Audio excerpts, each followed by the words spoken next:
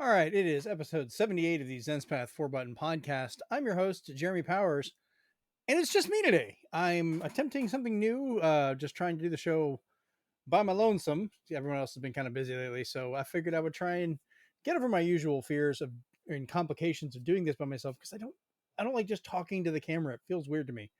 But we're going to get through this because we still need to get a show done. And let's go ahead and jump into this. You are going to notice on occasion there's going to be a couple pauses or some skip jumps because we have to edit this. So, whatever. All right. First off, we're going to jump in and finally talk about some of this stuff with Helena Taylor again in regards to the Bayonetta 3 boycott that she called for. A whole bunch of stuff's going back and forth on this. So I wanted to get the last little bit of it out and just take it from there to just kind of lay it to bed. We just won't be able to bring this up anymore once it's done, unless she comes out and says more stuff, which, God, I hope not. It's gotten complicated. This whole thing's been a mess. It was very unclear how it was going to begin with and has complicated things for many other people. But so Helena Taylor originally came out with a video series talking about wanting to boycott all of Bayonetta 3, all the games from Platinum Games, things like that, because she was saying that she was only offered about $4,000 to do the entire role of Bayonetta in Bayonetta 3. Um, no residuals, anything like that, and call for that boycott. Well, Jason Schreier and some of those from VGC came out and actually had other verified paperwork on their end, which they couldn't show off because NDAs, things like that. They can't legally give sources. You just have to kind of trust the work they do. And Jason Schreier has been really good about actually showing a lot of this stuff. So I kind of trust his work on these things. But he came back and said that she was offered $4,000 for 5 4-hour sessions. Came out to about $15,000 that she was offered. Still no residual, sadly, which we'll get into that here in a little bit. But she decided she came back and wanted a six-figure amount in regards to this and the residuals. Platinum Games decided not to do it, and they went ahead and moved on to get another person into the role. They auditioned somebody else, which ended up being Jennifer Hale, who is well known for her voice acting work, especially for things like Mass Effect, playing, FemShep, things like that. But she was also big into the actual union and getting voice actors paid to do a lot of this stuff. So she works on union. That's how it goes for a lot of that. Well, Taylor came out complaining about Jason Schreier and them, calling them paid off and, not real investigators, things like that. But it also came back kind of nasty for the stuff she said about, Jennifer Hill herself, saying, quote, "I wish her all the joy in the world. I wish her all the jobs, but she has no right to say she is the voice of Bayonetta. I created that voice. She has no right to sign merchandise as Bayonetta." And, that's not actually the case. Jennifer Hale is doing this voice now. She has every right, just as other people who have done different voices, like multiple people who have done Goku for Dragon Ball Z or other, animated things or other games. Each of them can come back in and say that. Each of the doctors from Doctor Who can say they're the doctor because they were. Just because somebody else came around or somebody specifically created it does not, deny the rest of it. Now, Taylor came out and saying all this stuff was fake, but then during her actual last rant came out and confirmed a lot of the stuff that she was being offered and everything. And it turns out the 4,000 she was talking about and was not clear about is that after being replaced for the role, they offered her a $4,000 one-time recording to do cameos for the game, and she decided to turn that down. And that's where she got off on saying that Platinum only offered her 4,000 for it, kind of leaving out the rest of it. Now, this whole mess has pretty much torpedoed her career. She's probably not going to get any more work in the gaming field for the foreseeable future because people just won't want to touch her in regards to this. But the biggest amount of damage she's done is to other people's careers. The effect she's had on muddying the water on this whole discussion about voice actors being paid a proper amount, getting things like residuals, like people for other animated shows, should be getting, and making that a part of it. The union is working towards it, but they have not come to an agreement with it yet. So, yes, Platinum and Nintendo were paying people the rates that were agreed upon by these unions for parts that were verified, offered a good amount for her to do this. She turned it down and kind of twisted this. So in the end, Taylor kept saying she wanted to walk away from this and put it behind her, but kept digging her own hole. But we need to keep pushing for voice actors, to get better payments, royalties, and things like that as well. So that's all I have to say on that one. All right. So next up, Silent Hill has gotten 3 games announced, which is surprising. And it's a little bit more. Silent Hill 2 remake for PlayStation 5 exclusive for at least 1 year and coming to PC. That's being made by Bloober Team, which are the same ones that made The Medium, which you can find on my Twitch channel that I actually streamed the entire thing at twitch.tv/Zenspath. And you can also find that recording over at youtube.com/ZenspathCom. That's where I have all of my streams, as well as some of the other video series that I work on that we've got ready to go. Next up, they announced Silent Hill Townfall, developed by No Code, who did Observation, Stories Untold. Not much is really known on this one yet. Next up was Silent Hill Ascension. This is kind of an interesting one. It's a live, real-time interactive series that if you mess up, there is no reset option. It's like once you do it, you're done. I don't. That's going to be a hectic one. I'm curious to see how this is going to be. If it's going to be like it says real-time interactive, so I don't know if this is going to be a one-off or if you play through it and that's all you get. I don't know. And then finally, game-wise, they had Silent Hill F. This is developed by Neobards Entertainment, and I believe this is the one that's based in 1960s Japan. I haven't been able to find too much information on this one yet, but we'll have to see. And that moves on to the Silent Hill movie that was also announced. Return to Silent Hill. This is a film directed by Christoph Gans, who was the writer-director of the 2006 Silent Hill original movie. And then this tells the story of a young man, as they say, coming back to the town only to find nightmares.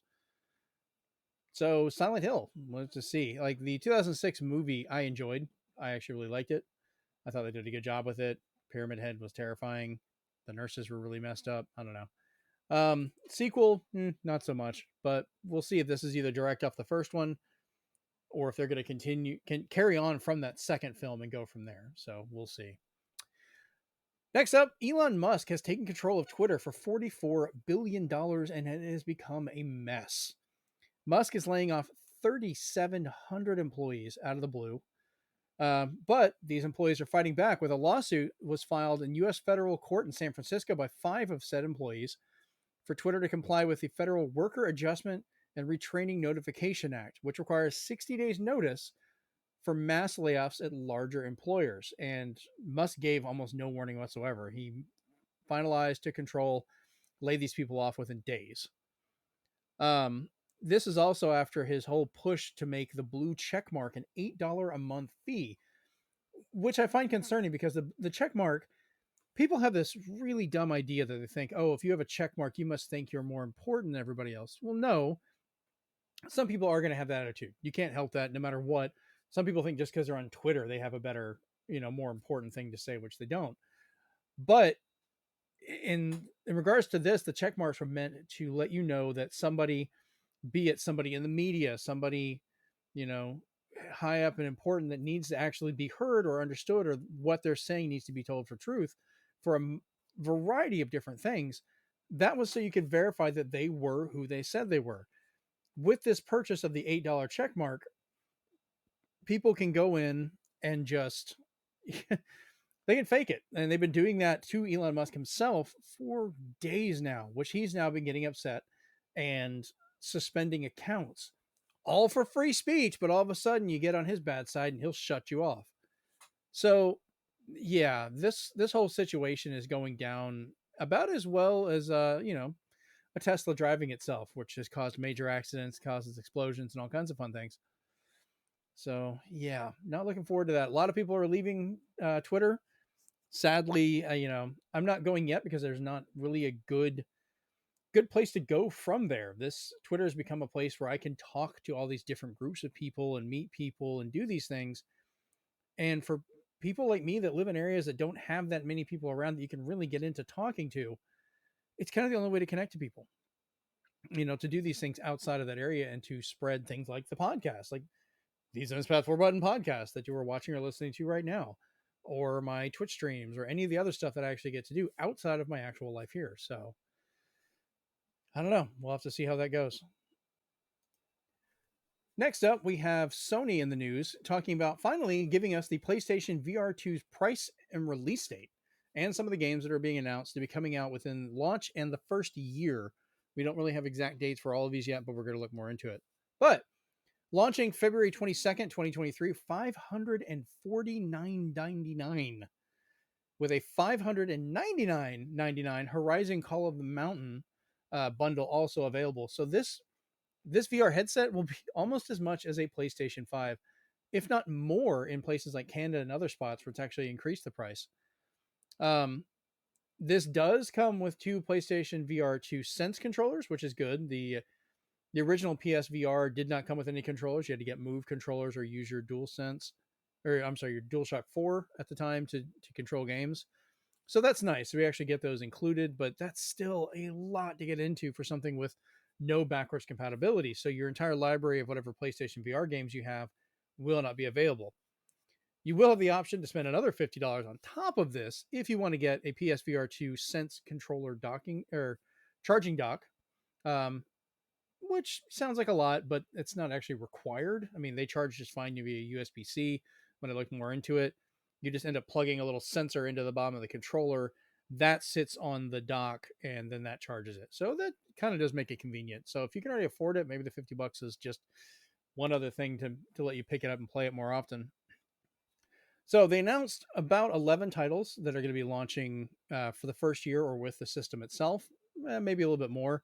But going through some of those, we've got Cities VR Enhanced Edition, which is kind of like a SimCity version, a SimCity type game that you can play in VR, which is great. Horizon Call of the Mountain, which is one of the first titles they showed off, which was incredibly good looking. That game looks like it's going to be a lot of fun to play. Swordsman VR, which is just an incredibly generic VR name. The Dark Pictures Switchback VR, Crossfire Sierra Squad, The Light Bridge, Cosmonius High, I really hope I said that right, Hello Neighbor Search and Rescue, Jurassic World Aftermath Collection, Pistol Whip VR, Zenith The Last City, After the Fall, and Tentacular, which is also another fun name to say. I'm probably going to try and get one of these because I am usually the guy that tries to get new hardware, new systems, things like that early, even though I'm paying more for it so that I can kind of get in on that first little bit, give you guys my thoughts on the hardware and how I think it works.